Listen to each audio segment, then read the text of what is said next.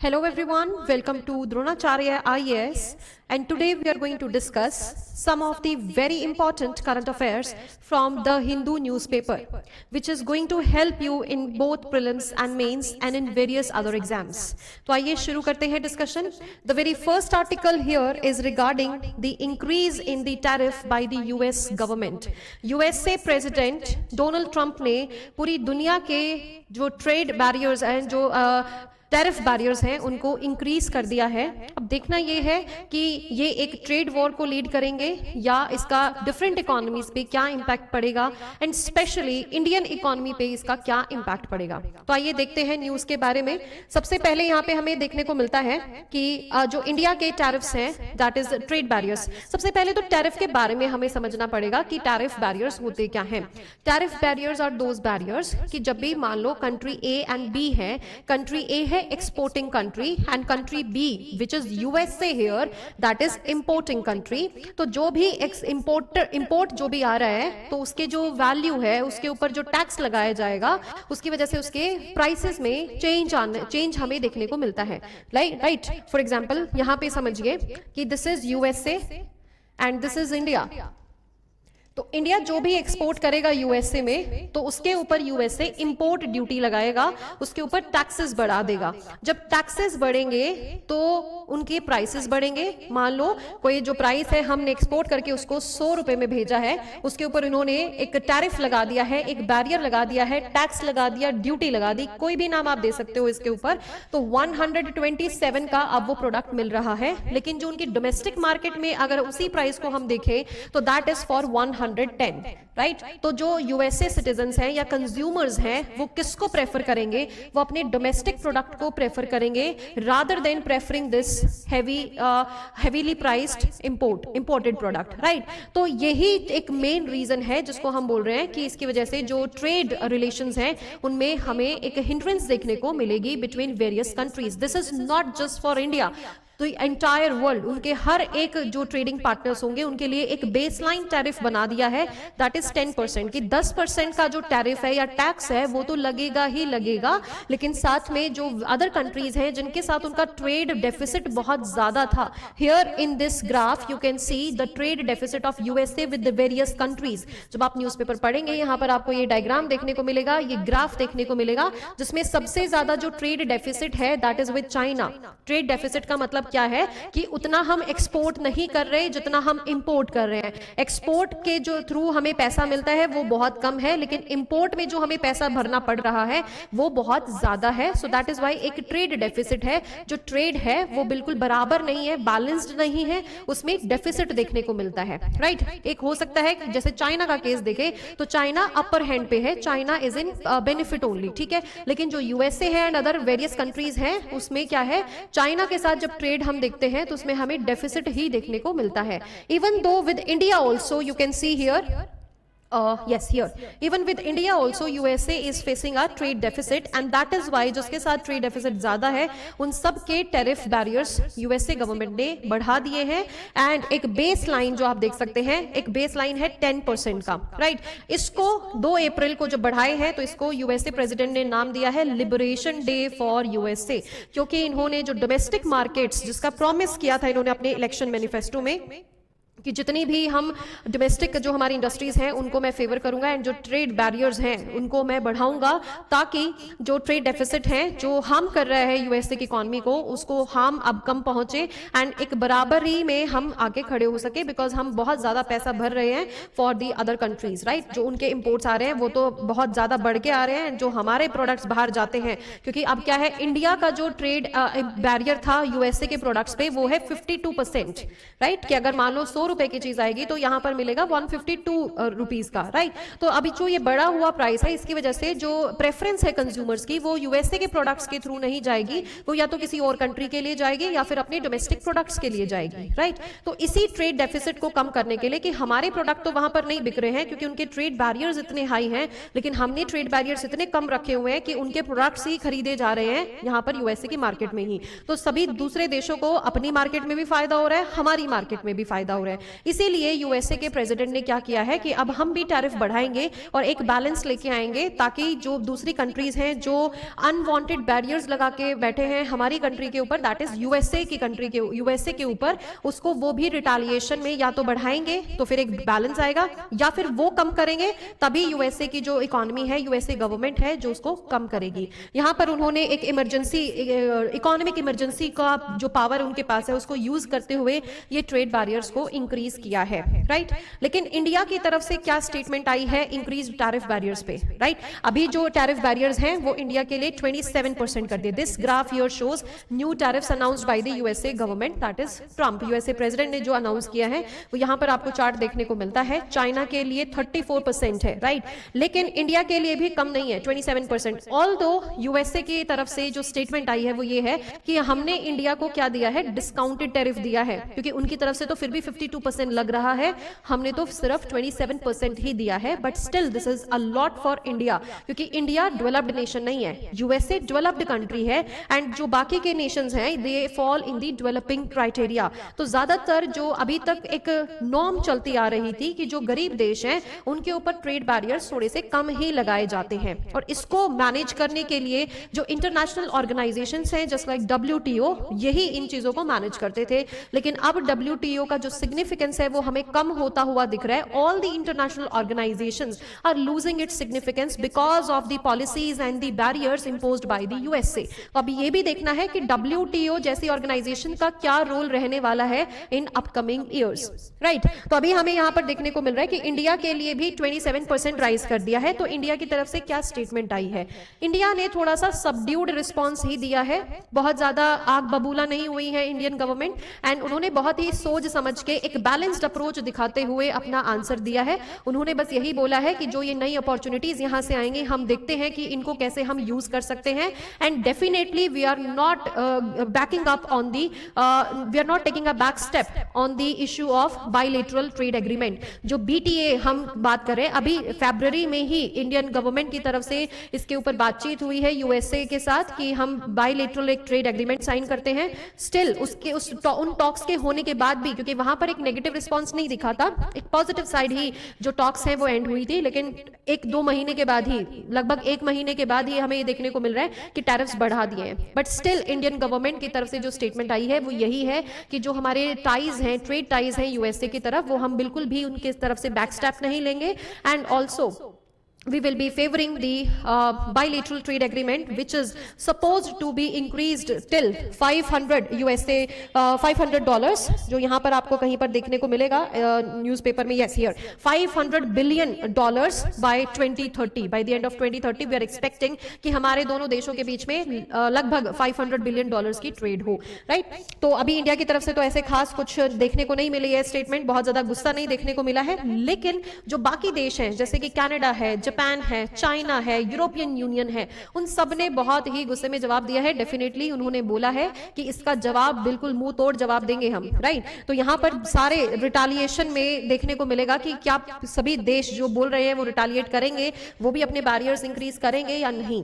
एक और खुशखबरी है इंडिया के लिए, थोड़ा सा एडवांटेजियस पोजीशन जो हम बोल सकते हैं वो किस प्रकार है, दैट इज बिकॉज कि जो उसके पड़ोसी देश हैं, दैट इज जो उसके पड़ोसी, जस्ट अ सेकेंड, जो बाकी के हमारी नेबरिंग कंट्रीज हैं, पड़ोसी देश हैं, उनके ऊपर जो उन्होंने बैरियर्स लगाए हैं वो इंडिया से भी ज्यादा हैं। फॉर एग्जांपल यहां पर आपको देखने को मिल सकता है दैट वियतनाम के ऊपर 46% लगाया है। जो ये सस्ती लेबर मार्केट्स हैं इनके ऊपर सबसे ज्यादा टैरिफ बैरियर उन्होंने लगाया है। थाईलैंड के ऊपर 37% है, that is also more than India. Bangladesh के ऊपर 37% है, Sri Lanka 44 and Pakistan 30%। So this is greater than the Indian tariff. And यहां पर चाइना का तो आपने देख ही लिया, 34% है चाइना के ऊपर भी। सो इसमें अब देखने को मिलेगा कि जो हमारे नेबरिंग कंट्रीज हैं उनसे तो हम थोड़ा सा एडवांटेजियस पोजीशन पे हैं, लेकिन इसके रेपरकशन डेफिनेटली देखने को मिलेंगे इंडियन इकोनॉमी पे। ठीक है।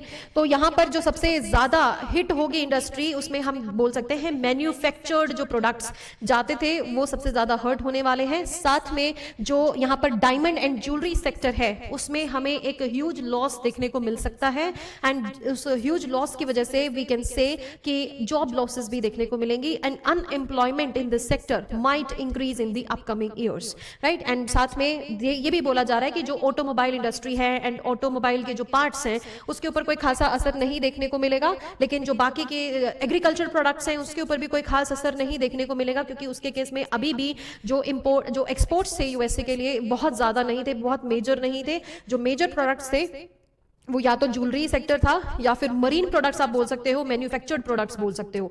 तो जो सी फूड भेजते थे, पैक्ड सी फूड भेजते थे यूएसए में, तो मरीन इंडस्ट्री को भी एक अच्छा खासा ब्लो देखने को मिल सकता है इन दी नियर फ्यूचर, राइट। तो इम्प्लीकेशंस क्या क्या हो सकते हैं इसके ऊपर एक वास्ट डिस्कशन होगा, एंड लेटर ऑन जो अब अपकमिंग जो डेज हैं उसमें हमें बार बार जो बायलैटरल टाइज हैं यूएसए के साथ, तो इसकी वजह से क्या है इंटरनेशनल रिलेशन जो है यूएसए के साथ इंडिया का, that becomes important from the example perspective कि कैसे इकोनॉमिक रिलेशंस कैसे यहां पर हिंडर होते हुए हमें दिख रहे हैं, राइट। तो सबसे पहले अगर हम यहां पर बात करें कि ऐसा कोई सिचुएशन पहले भी क्या देखने को मिली है, डेफिनेटली फ्रॉम यूएसए जो इंक्रीज्ड बैरियर्स थे they were seen during the 1920s and which led to a trade war situation, and उस ट्रेड वॉर का रिजल्ट एवरीवन नोज 1929 में जो डिप्रेशन जिसको हम ग्रेट डिप्रेशन बोलते हैं, जिसमें unemployment was like nothing else like anything, इतना ज्यादा अनएम्प्लॉयमेंट रेट बढ़ा हुआ था, इतनी ज्यादा जो इन्फ्लेशन है वो इतनी बढ़ी हुई थी, लोग भूखे मर रहे थे।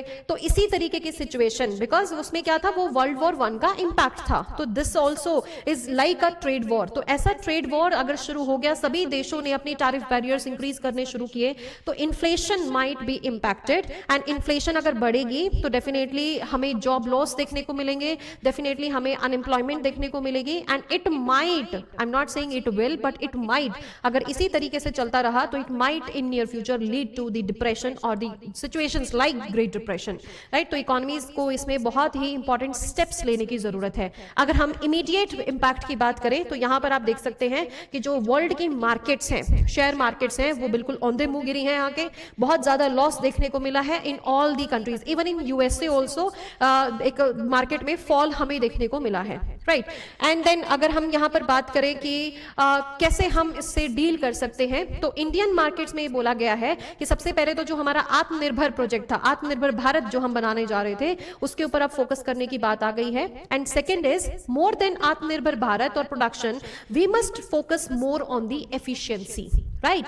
एफिशिएंसी का मतलब यहां पर क्या है कि अगर आप प्रोडक्शन आत्मनिर्भर भारत से इंक्रीज कर भी लोगे, लेकिन उनको इंटरनेशनल प्राइसेस के साथ कॉम्पिटिटिव भी होना चाहिए, उनसे कम लेवल होगा, तभी जो इंडियन प्रोडक्ट्स हैं, इंडियन जो कंज्यूमर्स हैं, इंडियन प्रोडक्ट्स को ही खरीदेंगे, otherwise they will definitely tilt towards the international products. अगर मार्केट टैरिफ बढ़ाने के बाद भी अगर उनकी वैल्यू उतनी ही है, अगर उनकी वैल्यू हमारे डोमेस्टिक प्रोडक्ट्स के बराबर ही होगी, तो why will Indian consumer prefer the Indian products, right. तो आत्मनिर्भर Bharat definitely it will help in dealing with such a situation, लेकिन इसके साथ साथ efficiency of the manufacturing sector should be improved, it should be increased so that we can compete with the increased global prices also, ठीक है। अगर ये हम deal कर पाए, अगर हम हैंडल कर पाए, तो इस सिचुएशन से भी बाहर निकल सकते हैं, बिकॉज 2008 के सिचुएशन से भी हम बाहर आ गए हैं। अगर हम इसके और इंपैक्ट की बात करें, it can also be said कि ये जो चॉइसेस हैं इंटरनेशनल कंज्यूमर्स के लिए वो डिक्रीज करेगा डेफिनेटली, बिकॉज अगर प्राइसेस बढ़ेंगे तो इंपोर्ट्स गिरेंगे एंड एक्सपोर्ट्स गिरेंगे, तो इसकी वजह से क्या है, जो कंज्यूमर्स हैं उनके पास चॉइसेस जो रहती थी इससे पहले वो कम होंगी डेफिनेटली, क्योंकि सिर्फ और सिर्फ उनका जो लोकल मार्केट है या लोकल जो इंडस्ट्रीज हैं उन्हीं के ही प्रोडक्ट्स वहां पर अवेलेबल होंगे, या फिर इसको हम ये भी बोल सकते हैं कि this is against the policy या against the principle of globalization, because we wanted कि एक ग्लोबलाइज्ड इकोनॉमी हो, हर जगह हर एक देश का एक दूसरे के प्रति सेम ही ट्रेड बैरियर होना चाहिए, सेम ही टैरिफ बैरियर होना चाहिए, जिसकी वजह से ऑल्दो डेवलपिंग नेशन का एक क्राइटेरिया फिक्स कर सकते हैं, अंडर डेवलप्ड नेशंस का एक क्राइटेरिया एंड डेवलप्ड नेशंस का एक क्राइटेरिया, बिकॉज रीजनल वेरिएशंस देखने को मिलती हैं and economic imbalances world world economy में डेफिनेटली एग्जिस्ट करती हैं, राइट। कुछ नेशंस है डेवलप्ड, कुछ नेशंस है डेवलपिंग, कुछ नेशंस है अंडर डेवलप्ड। उनको ध्यान रखते हुए एक तरीके से बैलेंस्ड हमें टैरिफ बैरियर अगर मिलेगा तो हम बोल सकते हैं we are moving towards the globalised economy. Otherwise it might create a huge impact on the world economy, and immediate impact तो हमें देखने को मिला ही है in near future, depression, great depression, and near future trade wars, and in near future we can also see rise inflation, जिसकी वजह से अनएम्प्लॉयमेंट जैसे सिचुएशंस भी डिफरेंट इकोनॉमीज में देखने को मिल सकती हैं।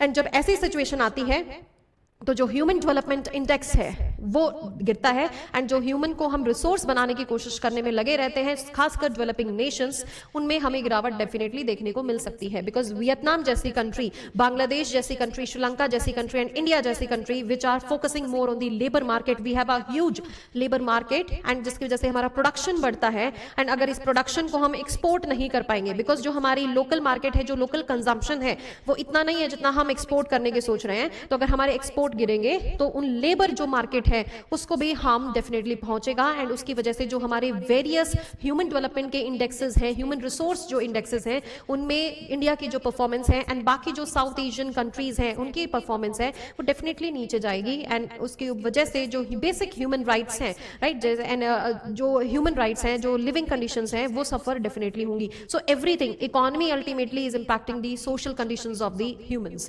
राइट। तो इसमें कुछ चेंजेस देखने को मिल सकते हैं आगे आने वाले समय में, या इंडिया की तरफ से क्या स्टेप्स लिए जाएंगे इन दी वेरी नियर फ्यूचर, अगर ये बायलैटरल ट्रेड एग्रीमेंट नहीं साइन होता है, साइन होगा या नहीं होगा, ये आगे हमें थोड़े दिन बाद देखने को मिलेगा, right. So we have had a holistic discussion on this issue. यहाँ पर आपको देखने को मिलेगा after Lok Sabha passage, Waqf bill sees a heated debate in Rajya Sabha. Yesterday also we have discussed Waqf bill very elaborately. अगर आपने नहीं देखा है तो जो कल की ही वीडियो है, that is 3rd April, वो आप जाके देखिए, उसमें आपको Waqf bill क्या है वो क्लियर हो जाएगा। इस न्यूज में हमें देखने को मिल रहा है कि लोकसभा में पास होने के बाद ऑब्वियसली जो बिल है वो राज्यसभा में जाता है। राज्यसभा में अब एक डिबेट, हीटेड डिबेट देखने को मिली है। ऑल्दो ये चांसेस बहुत कम है कि वो बिल डिफीट होगा, डेफिनेटली वो डिफीट हो ही जाएगा, सॉरी डेफिनेटली वो पास हो ही जाएगा। डिफीट होने के बहुत कम चांसेस होते हैं बिकॉज मेजॉरिटी में है पार्टी। बट यहाँ पर जो मुद्दे दिए जा रहे हैं, जो बात की जा रही है, that can help you in your answer writing, ठीक है। यहाँ पर बात की जा रही है कि क्या एक मुस्लिम को आप गुरुद्वारा मैनेजमेंट या टेंपल मैनेजमेंट में एंट्री दे दोगे, अगर नहीं तो ये सिर्फ और सिर्फ वक्फ बोर्ड में ही नॉन मुस्लिम्स को क्यों एंट्री आप दे रहे हो, right. This is a very valid question कि इसका आंसर अभी सरकार के पास मेरे ख्याल से तो नहीं है। सो एवरीबडी नोज कि जो कम्युनल पोलराइजेशन है इसकी वजह से हो सकता है, देखने को मिल सकता है इन दी नियर फ्यूचर, क्योंकि आप नॉन मुस्लिम्स को कैसे एंट्री दे सकते हो वक्फ बोर्ड में, जैसे कि जिसमें कि जो दूसरे रिलीजन्स है, जो दूसरे धर्म है, उनकी मैनेजमेंट है, उनके जो बोर्ड्स हैं, वहां पर आप किसी भी मुस्लिम को एंट्री नहीं देते हो, ठीक है। साथ में यहाँ पर यह भी बोला जा रहा है कि जो वक्फ बाय यूजर है, येस्टरडे ऑल्सो वी डिस्कस्ड कि 2-3 तरीके से वक्फ डिसाइड होता है। एक होता है प्राइवेट, एक होता है पब्लिक। पब्लिक क्या है कि आपने सीधा डोनेट कर दिया है प्रॉपर्टी को, एंड प्राइवेट है कि आपने प्रॉपर्टी डोनेट कर दी है, लेकिन उसमें क्या है कि आपके जो आयर्स हैं, जो आपके नीचे जो वंशज है, उनको भी उससे बेनिफिट मिलेगा उस प्रॉपर्टी से। लेकिन एक होता है बाय यूजेज कि over the long period of time आप उसको यूज कर रहे हो, वक्फ बोर्ड उसको यूज कर रहा है, वक्फ में ये जा रही है, डोनेशन की तरह से ही उसको यूज किया जा रहा है। हालांकि कोई एग्रीमेंट साइन नहीं हुआ है, लेकिन स्टिल उसको यूज किया जा रहा है लंबे समय से, तो अल्टीमेटली उसको बोल सकते हैं कि बाय यूसेज ये वक्फ में आ गई है।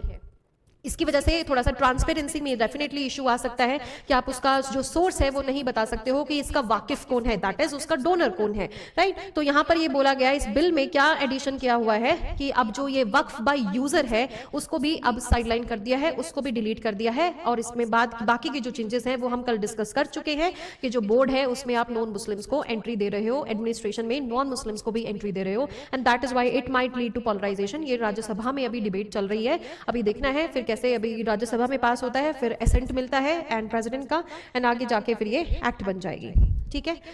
ओके जी, let's move on to the next article. Okay,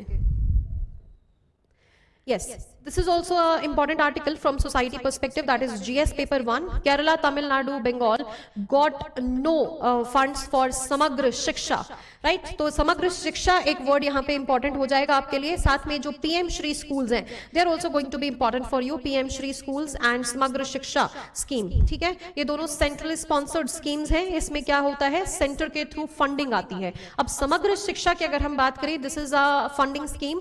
इसमें मेजर जो एम है समग्र शिक्षा का वो है applying the RTE, that is right to education, article number 21A को प्रॉपर तरीके से उसको इंप्लीमेंट किया जाए. साथ में वोकेशनल एजुकेशन के ऊपर ध्यान दिया जाए, टीचर ट्रेनिंग पर ध्यान दिया जाए, एंड साथ में होलिस्टिक एजुकेशन, लर्निंग आउटकम्स के ऊपर ध्यान दिया जाए. इन सब का जो स्टैंडर्ड है वो रेज करना है. जैसे कि इसमें डिजिटल एजुकेशन को भी इंक्लूड आप कर सकते हैं, जैसे कि निष्ठा पोर्टल है, दीक्षा पोर्टल है, स्वयं पोर्टल है. ये सारे के सारे जो एस्पेक्ट्स हैं, because this is an umbrella schemes. जो समग्र शिक्षा अभियान है, अम्ब्रेला है, इसके अंदर डिफरेंट डिफरेंट स्कीम्स आती हैं. राष्ट्रीय जैसे माध्यमिक शिक्षा अभियान भी इसी के अंदर आएगा, एंड साथ में इसमें हम बोल सकते हैं टीचर एजुकेशन भी इसी में आती है, जो टीचर की ट्रेनिंग होती है. तो साथ में जब ये समग्र शिक्षा अभियान है, स्कीम है, इसको लागू करने के लिए डेफिनेटली अगर आप किसी को फ्री एजुकेशन प्रोवाइड कर रहे हो एंड आप इसमें डिजिटलाइजेशन ला रहे हो, वोकेशनल जो ट्रेनिंग है वो आप इसमें इंक्लूड कर रहे हो, साथ में आप स्टैंडर्ड्स रेज कर रहे हो, लर्निंग आउटकम्स रेज कर रहे हो, डिजिटल एजुकेशन दे रहे हो, तो इसकी वजह से क्या है, फंड्स चाहिए होते हैं, पैसा चाहिए होता है, जो कि मेजर जो फंड है वो सरकार से आता है, सेंट्रल गवर्नमेंट से. लेकिन जो ये साउदर्न स्टेट्स हैं एंड ऑल्सो बंगाल, जिसमें मेजर जो सेंट्रल रूलिंग पार्टी है वो नहीं है, तो ऐसे स्टेट्स नहीं अप्लाई करना चाह रही हैं 3 language formula from the national education policy. तो अगर ये NEP को नहीं लागू कर रहे हैं, साथ में जो ये PM श्री स्कूल है इसको नहीं लागू कर रहे हैं, साथ में 3 लैंग्वेज फॉर्मूला को नहीं अप्लाई कर रहे हैं, तो इसकी वजह से जो समग्र शिक्षा अभियान के तहत फंड आना था उसको रोक दिया है सरकार की तरफ से, सेंटर की तरफ से. अब वो असिस्टेंस, वो फंड यहाँ पर हमें नहीं देखने को मिल रहा है, इन स्टेट्स को रिसीव ही नहीं हुआ है. PM श्री की बात करें, this is also centrally sponsored as in कि 60-40 रेशियो रहता है, 60 सेंटर की तरफ से आएगा, 40 जो % है फंड का वो स्टेट देगा. साथ में अगर हम हिमालयन स्टेट्स की बात करें, नॉर्थ ईस्टर्न स्टेट्स की बात करें तो उसमें आता है, हिली स्टेट्स की बात करें तो उसमें 90-10 का रेशियो रहता है, 90 सेंटर देता है, 10 स्टेट देता है, ठीक है, अपने फंड से. तो PM जो श्री स्कूल्स है, अभी जो ऑलरेडी एग्जिस्टिंग स्कूल्स हैं उन्हीं में से इनको सेलेक्ट किया जाएगा, एंड उनमें से जैसे जो गवर्नमेंट स्कूल्स होंगे डेफिनेटली, एंड साथ में नवोदय विद्यालय एंड केंद्रीय विद्यालय, इनको भी सेलेक्ट किया जा सकता है. इनका जो स्टैंडर्ड, जो स्ट्रक्चर है, जो बेसिक इंफ्रास्ट्रक्चर है एंड मॉडर्न इंफ्रास्ट्रक्चर इसमें रेज किया जाएगा. प्लस इसमें मॉडर्न इंफ्रास्ट्रक्चर जैसे कि अटल टिंकरिंग लैब्स इसमें बनाई जाएंगी, मॉडर्न साइंटिफिक लैब्स बनाई जाएंगी, राइट. इसमें डिजिटलाइजेशन किया जाएगा, कंप्यूटर्स लाए जाएंगे, प्लस स्कूल को ग्रीन स्कूल के रूप में बदला जाएगा, जिसमें ग्रीनरी हम किसको बोलेंगे, ग्रीन स्कूल किसको बोलेंगे, जो एनर्जी एफिशिएंट हो, जो बिल्डिंग्स हैं वो एनर्जी एफिशिएंसी को दिखाएंगे, राइट. खुले हवादार जो कमरे बनाए जाते हैं वो भी यहाँ पर बनाए जाएंगे, एंड साथ में जो वाटर कंजर्वेशन है, सैनिटेशन है, उसका भी ध्यान रखा जाएगा. तो PM श्री स्कूल जो होंगे वो एक रोल मॉडल की तरह बनाए जाएंगे दूसरे बाकी स्कूलों के लिए, कि इसी मॉडल के बेस पर आपको अपनी स्कूलों को इंप्रूव करना है. So some of the schools will be selected for this upgradation. तो उसके लिए भी अब क्या चाहिए, फंड चाहिए, and which has not been provided by the central government. उनकी तरफ से कहना है कि ये मेमोरेंडम ऑफ अंडरस्टैंडिंग नहीं साइन कर रहे हैं PM श्री के अंडर, प्लस ये NEP के जो 3 लैंग्वेज फॉर्मूला है उसको एक्सेप्ट नहीं कर रहे हैं. So there is a tussle going on between various states and the centre. तो यहाँ पर आपके लिए इंपॉर्टेंट क्या था, from the education perspective for both GS1 and GS2 आप देख सकते हैं. साथ में आप यहाँ पर ये भी देख सकते हैं कि कैसे ये स्कीम्स यहाँ पर अप्लाई होती हैं, समग्र शिक्षा and this PM Shri school की अगर हम बात करें 2022-23 के सत्र से ये चालू हुआ था, and it will be like going on till 2026 to 2027. तो ये इसका यहाँ पर एक रहेगा एरिया फंक्शनिंग करने का, राइट. सो मेंस के लिए बहुत इंपॉर्टेंट आर्टिकल था, and you can also C for the prelims, ये स्कीम्स आपसे पूछी जा सकती हैं. Let's move on to the next article, very important article. This article is directly important for the prelims, right? यहाँ पर एक GI टैग मिला है एक प्रोडक्ट को जिसका नाम है कन्नडिप्या, ठीक है. कन्नडिप्या का अगर हम मतलब देखें, this is from the Kerala state. तो कन्नडिप्या का मतलब अगर हम देखें, इट मींस मिरर लाइक, कि इसमें शाइन ऐसी है कि जैसे शीशा चमकता है वैसे चमकता है ये मैट. तो इसका अब इसको GI टैग मिला है. हम GI टैग को भी डिस्कस करेंगे कि GI टैग का मतलब क्या होता है. First of all let's see कि जो कन्नडिप्या है ये ट्राइबल प्रोडक्ट है, जो वहां की ट्राइब्स हैं, इसमें आपको आर्टिकल में देखने को मिलेंगी डिफरेंट ट्राइब्स हैं, जैसे मुथुवा ट्राइब है, मलियन ट्राइब है, कडर ट्राइब है, उलदन ट्राइब है, मलयालम ट्राइब है, पुलाया ट्राइब है. है, इन सब की जो ट्राइबल प्रोडक्ट्स, जो जितने भी ट्राइबल लोग हैं ये बनाते हैं, तो it is also going to help in raising the tribal economy, right.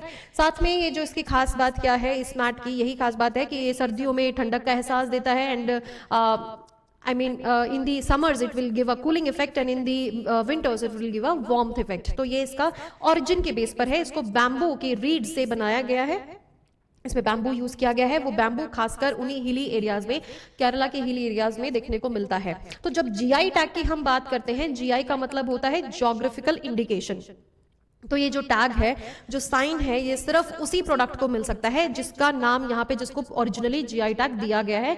इस साइन को कोई और नॉर्मल ऐसा मैट बना के कोई रैंडम कोई इंसान नहीं यूज कर सकता। अगर ये केरला के उन्हीं ट्राइबल प्रोडक्ट्स, ट्राइबल्स के थ्रू बनाया गया है तभी ये साइन वो यूज कर सकते हैं, अदरवाइज उसके ऊपर फिर पेनल्टी लगती है कोई और इस इंसान को, क्योंकि क्या है, इसकी अपने आप में एक ज्योग्राफिकल वैल्यू है, ज्योग्राफिकल रेप्यूटेशन है उस ओरिजिन के लिए ही, बिकॉज ज्योग्राफिकल ओरिजिन के लिए ही ये जीआई टैग दिया गया है। ज्योग्राफिकल इंडिकेशन है तो उसी एरिया के लिए टैग मिला है, और उस टैग को कोई रैंडम कोई भी इंसान यूज नहीं कर सकता है। अगर वो ट्राइबल प्रोडक्ट है और उसी स्टेट का प्रोडक्ट है तभी वो साइन, वो लोगो यूज किया जा सकता है जीआई टैग का। अगर हम जीआई टैग की बात करें तो जीआई टैग अगर एक बार मिल जाता है, रजिस्ट्रेशन हो जाता है, तो 10 साल तक ये लागू रहता है। अगर हम स्टार्टिंग की बात करें, सबसे पहले किसको मिला, तो दार्जिलिंग टी को मिला था इन 2004। जो दार्जिलिंग टी है उसको ये जीआई टैग सबसे पहली बार दिया गया था इंडिया में। एंड अगर हम इसके रूल्स की बात करें तो geographical indication of goods, registration and protection for this act 1999 के थ्रू इसके रूल्स के अंडर इसको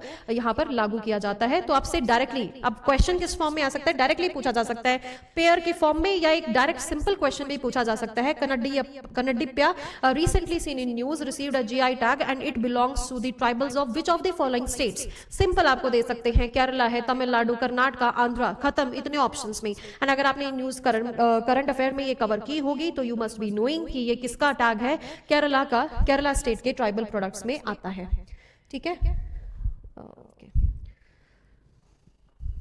यस यहाँ पे साइड में एक और आर्टिकल आपको देखने को मिलेगा, एक्सिम स्पेस मिशन। तो एक्सिम स्पेस मिशन एक प्राइवेट स्पेस मिशन है जो कि अभी जाने वाला है in the May month of this year 2025।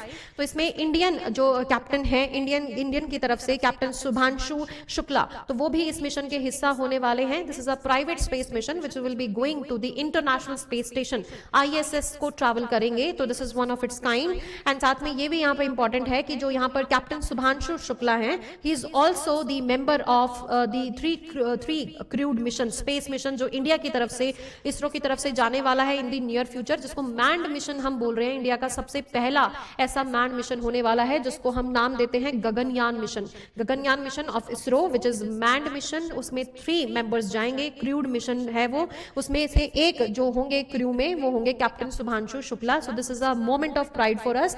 And जो एक्सिम स्पेस है ये भी आपको पता होना चाहिए कि ये एक प्राइवेट स्पेस मिशन है, ये एक्सपीरियंस देता है, experience space and conduct ground breaking research, इनका हैशटैग, ये इनकी थीम लाइन है। सो इसमें भी आपको यहाँ पर ध्यान देना है, राइट। ओके जी, let's move on to the next article.